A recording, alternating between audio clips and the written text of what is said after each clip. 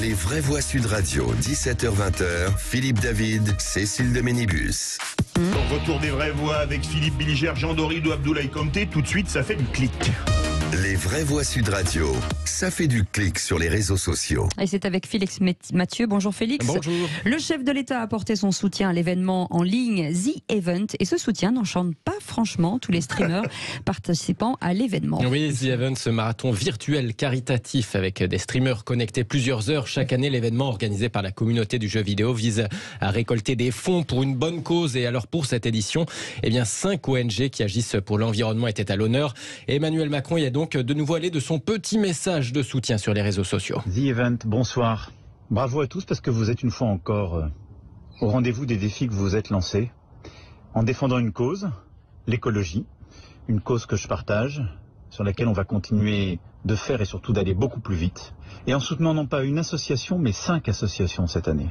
On en a vécu les conséquences directes cet été avec la sécheresse, les feux, mais ça n'est plus un sujet de débat mais d'action, de mobilisation, et donc merci de vous mobiliser avec The Event pour nous battre, pour limiter les émissions et répondre à ces dérèglements climatiques qui sont déjà là. Sauf que ce soutien du chef de l'État, il ne plaît pas forcément aux participants à The Event. Certains streamers connectés en direct n'ont pas caché leur agacement à l'égard de ce soutien dans lequel ils voient une récupération politique.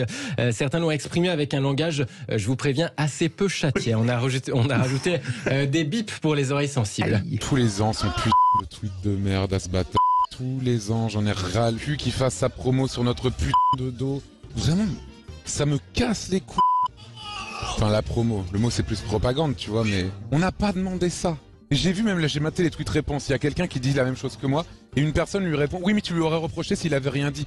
Franchement non, qu'il ferme sa putain de gueule. Et c'est à cause de gens comme lui, entre autres, qu'on fait ces événements-là. Merci et bravo, je compte sur vous ce soir, comme d'habitude. Ah oui, tu comptes sur nous, 2024. Bah oui, parce que tu branles rien. Merde. Voilà, bon, si malgré notre exigence. Qui parlait là? C'était qui parlait je pourrais pas vous dire son nom, il y en avait deux qui étaient particulièrement agacés. Légèrement hostile à Macron. Bon, il faut reconnaître qu'il y avait beaucoup de gros mots. Il y en a peut-être quelques-uns qui ont échappé. Sinon, ça aurait été difficile à comprendre. Alors, au-delà de ce langage très fleuri, l'une des associations bénéficiaires a fait un tweet en réponse à Emmanuel Macron. Dans le même esprit, mais en plus diffusable. Il s'agit de Sea Shepherd. Oui, merci aux The Event 2022 qui, en 3 jours, nous a aidés plus que n'importe quel gouvernement. Nos alertes sur l'océan sont restées lettres mortes auprès de vos équipes, écrit l'association qui défend la faune marine. Nous n'avons même pas été admis dans le groupe de travail sur les captures de dauphins à cause d'un veto de pêcheurs, répond Sea Shepherd à Emmanuel Macron. Bon, l'association qui en tout cas pourra s'acheter un nouveau bateau avec les dons des fans de jeux vidéo, puisque The Event a récolté au total cette année plus de 10 millions d'euros en 3 jours. Voilà, bravo. Ils sont forts les streamers. Oui. Cela devrait bénéficier aussi à la LPO, au VVF, au Fonds mondial pour la nature, à Time for Planet et à Sea Cleaners, les nettoyeurs de la mer. Lui se trouve de nouveau en top tendance ce matin sur Twitter après la fête de l'humanité. Fabien Roussel. C'était sûr. Le patron du Parti communiste qui a un peu choqué ses camarades de la NUPS en prônant, je cite, la gauche du travail plutôt que celle des allocations, accusé notamment par Mathilde Panot de la France Insoumise de parler comme l'extrême droite et les libéraux.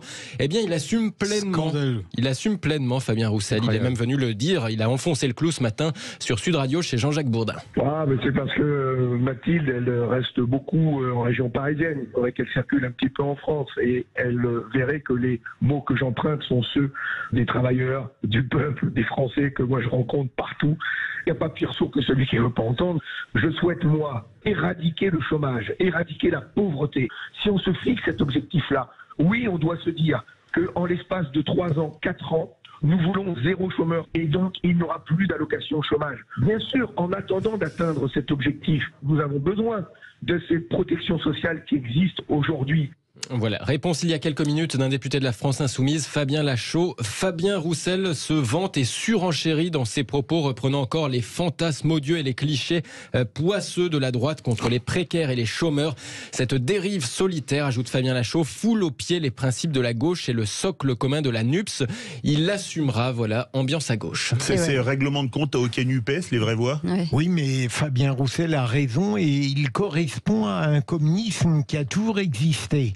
c'est-à-dire satisfaire les aspirations populaires en matière de travail et de sécurité.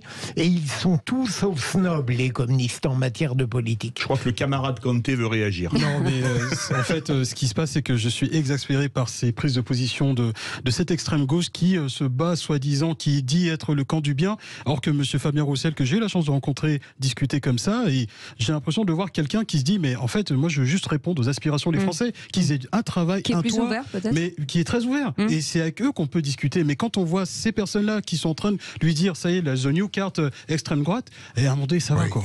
C'est bon. Non, c'est vrai que cette manie comme ça de disqualification par extrême droitisation d'un discours, c'est assez insupportable. Jean, je te rassure, je suis policier, je suis extrême droite. Non, mais c'est vrai que c'est cette espèce de réflexe. C'est un réflexe pavlovien. Voilà, c'est leur truc. Ils extrême droitisent la personne pour la disqualifier.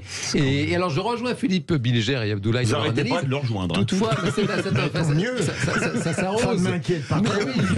Toutefois, c'est un communisme qui a toujours existé, certes. Toutefois, c'est un communisme de musée aujourd'hui. Quand vous regardez l'évolution d'un électorat comme celui de la ville de Trappes, par exemple, qui était communiste il y a 40 ans, qui était vraiment la cité SNCF, c'était vraiment des cheminots, tous cocos à Trappes, et aujourd'hui c'est passé LFI et ça n'est plus Trappes, ce n'est plus la France du travail, et là c'est effectivement la France des aides sociales, et on voit bien l'affrontement de gauche, pour le coup manifestement assez irréconciliable.